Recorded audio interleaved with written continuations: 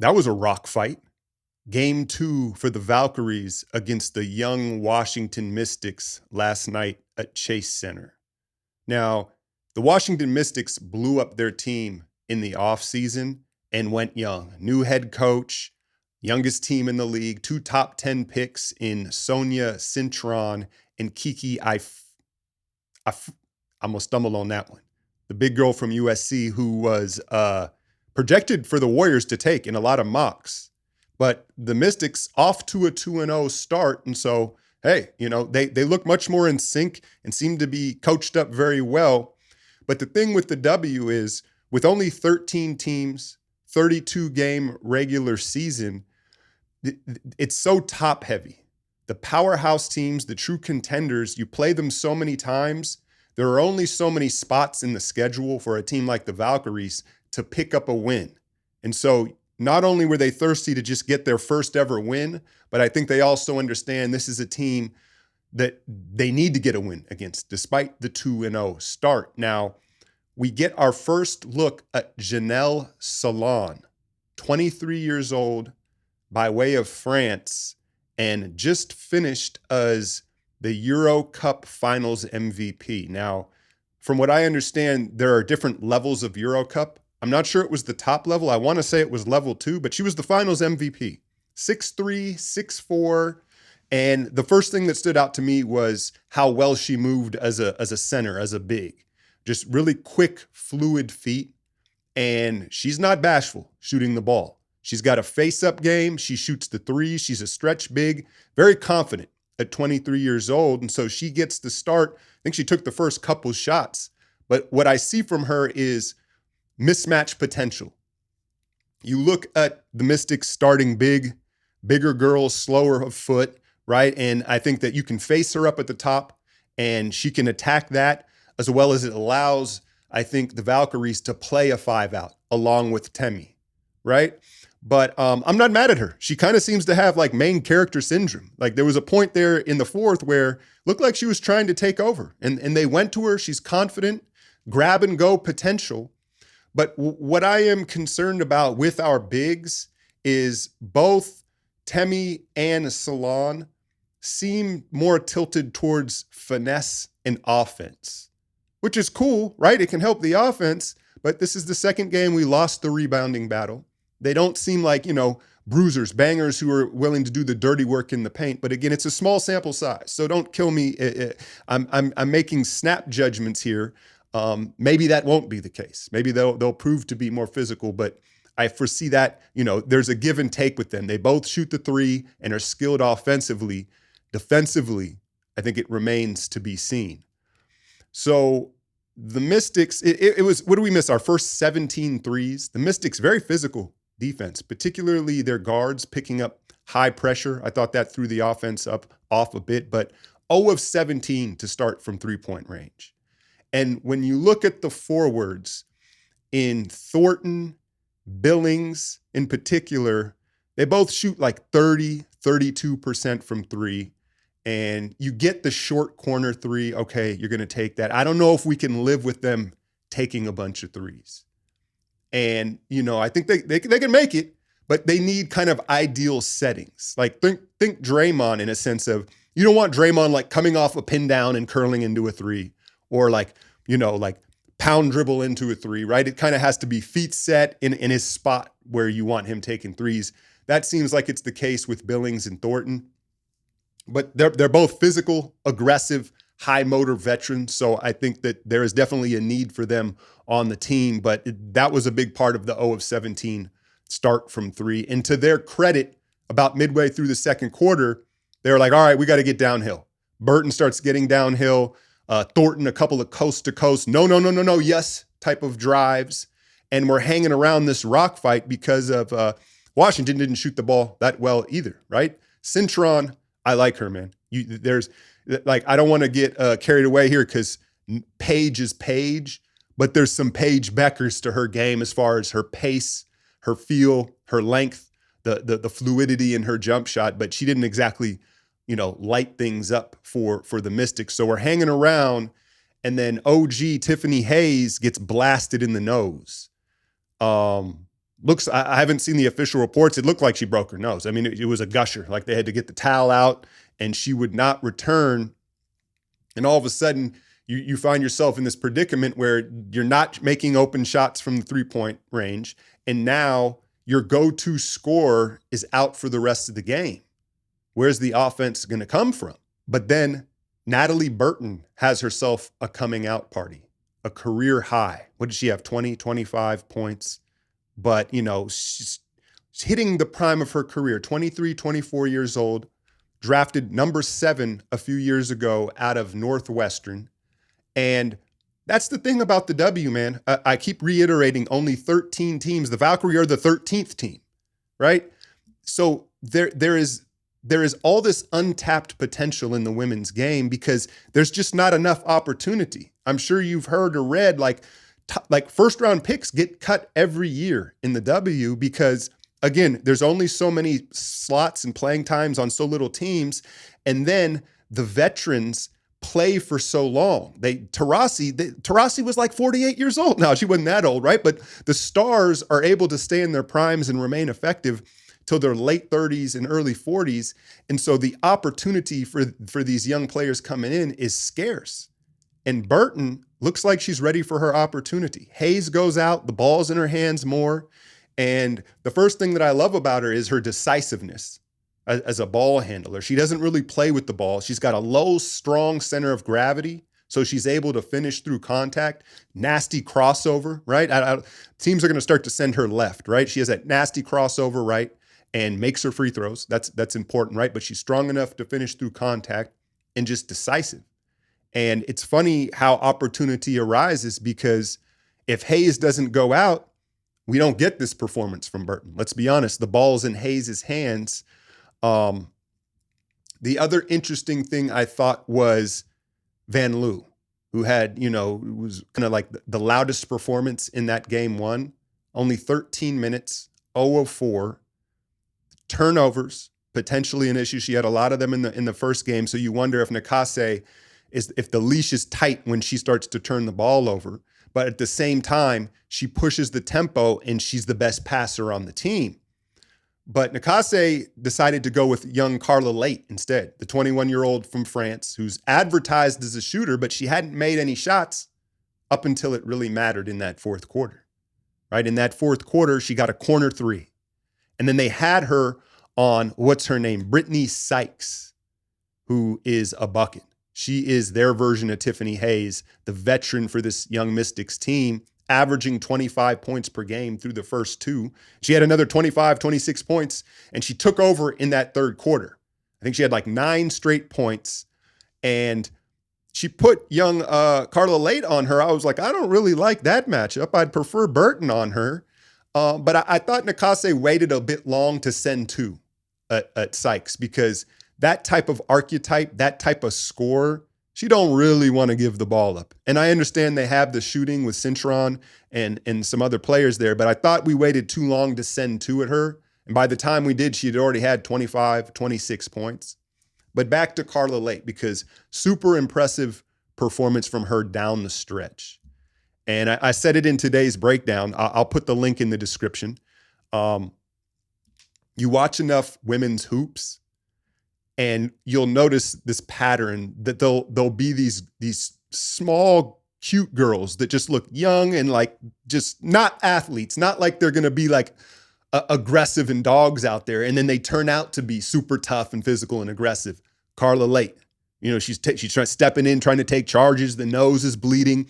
There was a play with 2 minutes left. One possession game. She gets the rebound, goes coast to coast, finishes with the left hand. So she showed she's not afraid of the moment and made some big shots down the stretch while Van Loo, again, on the bench. I thought that might be her role. It's early. And ironically, after starting 0 of 17, it was the 3 ball that put the Mystics away down the stretch. Salon has this wraparound pass to the corner, deflected, and Thornton gets a clean look in the corner. She knocks it down. And then Burton with the final dagger from about 28 feet off an offensive rebound. And so, yeah, moving forward, again, it's so early. I'm worried about the rebounding, the turnovers, right? And then if we're gonna shoot that many threes, how efficient are they gonna be about it? And Salon, she looks like she's a thirsty scorer. How efficient will she be? She took a step back three, but I'm intrigued. I'm intrigued with the two athletic, offensive-minded bigs and Temi, right? And Salon, and then this backcourt. If Burton's gonna step up and be the lead dog, at least while Hayes is out here, Van Loo, she's gonna have to get her opportunities, but we see what she has a high ceiling in what she's capable of. And then young Carla Late, who the three ball is gonna come around. Like that's what her MO is, but she showed some toughness and some willingness to guard the ball and stuff. And so the Valkyries, 1-1. They get their first win at the Chase Center. Tomorrow they will be in Los Angeles with a rematch of Kelsey Plum and that Sparks team. It's always fun to see a rematch this close because you can see the adjustments.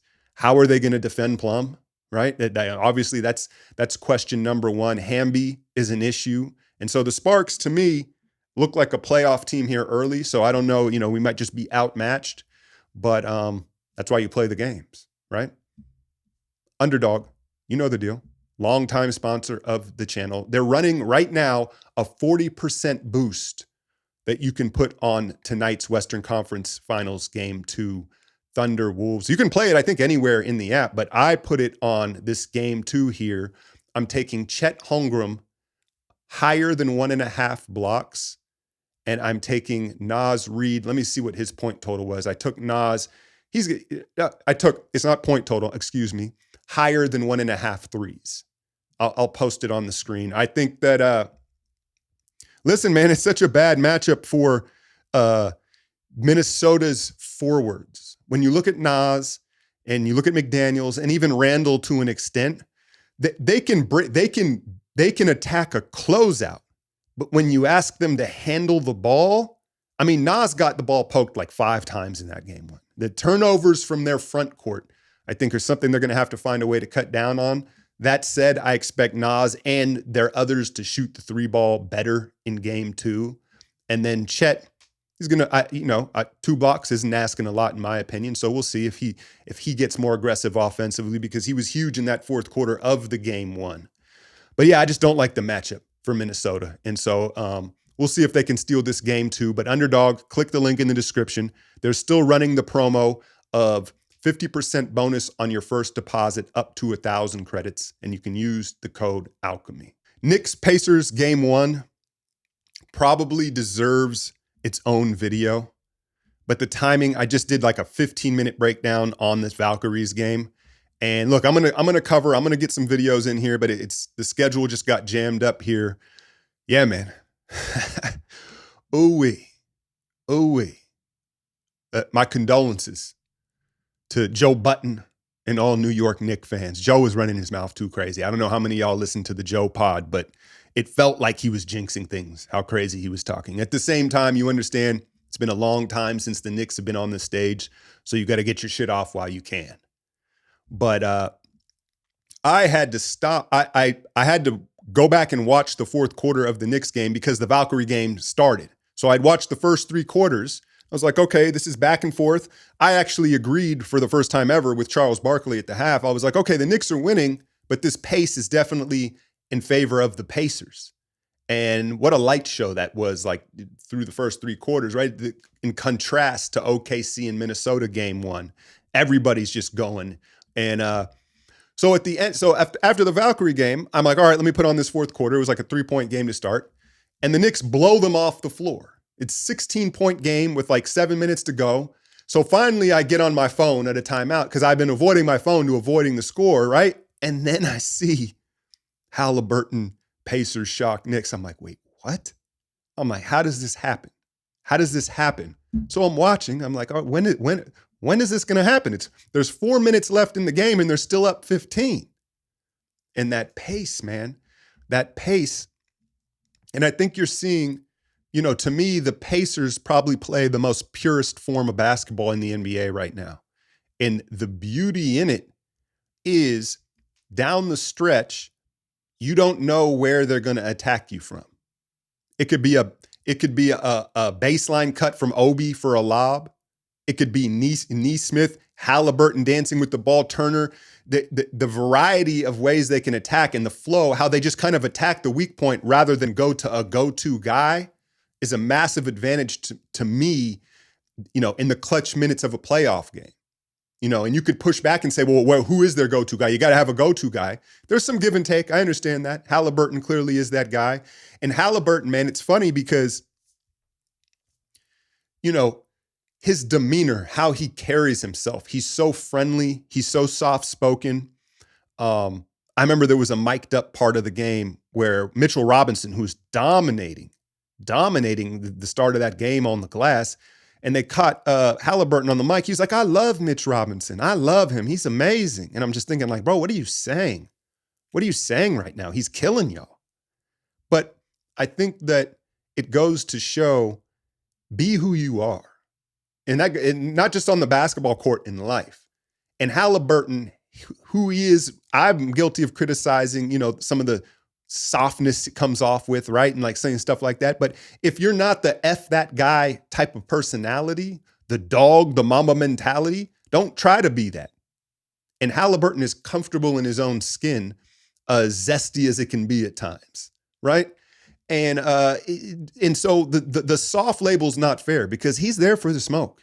It may not look how you want it to look, but there's no back down. He's very comfortable with himself. And then that funky shot is so interesting because he's so upright and his footwork is so weird. He hits you with these pump fakes that if anybody else tried to pump fake you like that, you just smile at them and stay down in your stance. But because Halliburton's release is so strange, you have to honor these weird, like bird nod head fake pump fakes. And then he prances into the paint and he, everyone has a step back three now. He has like a circle back three. He circles into the paint, circles back out, then bounces out. And you're just not really sure when that three is getting squirted up. Is that a pause? Right? He squirts that thing up. And then he gets the bounce, the high bounce. The choke thing was, that was crazy. That was crazy to go to that. It's a good thing they ended up pulling it out in overtime because then he'd be catching hell right now if they ended up losing that game. Yeah, I don't have a whole lot of analysis about it as far as, again, I guess the contrast to saying Neesmith. Neesmith goes crazy. I've liked him. I remember scouting him that 2020 draft, and that final year he was at an Ivy League school. I can't remember the Ivy League school, but he broke his foot early in the season, and everyone was wary of him in the draft because it was like, ooh, a broken foot. Like it was a bad one, right? And then he ended up in Boston. And Boston, probably should have held on to him. But he's an irrational confidence guy. But he has enough talent to be so, right? Like a J.R. Smith type, as far as he's not as dynamic shot making as J.R. was. But he's capable of, as you see, hitting 4 threes in like 90 seconds. You know what I'm saying? But I just think for New York, how many times did you hear Stan Van Gundy say, it's going to be a Brunson Cat pick and roll. It's going to be a Brunson Cat. It becomes advantage defense when the offensive set is that predictable. And then on the flip side, when the Pacers come down, you're like, I don't know what they're going to hit us with. I don't know who's getting the ball and I don't know what they're going to do. And it becomes advantage offense. And again, I got a lot of friends that are Knicks fans. I hate to say it, but I don't know if y'all can recover from this loss. Like if a team can, it's this Knicks team. Y'all have shown a lot of grit, a lot of heart, right? And it's a long series, but this feels like ultimately this was the series. As hyperbolic as that sounds, it feels like that was the series. To steal that game, how disheartening that is. And then the pace, and the longer the series goes, I think we all understand favors the Pacers. But yeah, man, wild night of basketball. Valkyrie get their first win. Wolves, Thunder, Game 2 tonight. Click the link in the description. Check out the Valkyrie full breakdown. It's a good one. As always, hit that like, share, and subscribe. I'm out, y'all.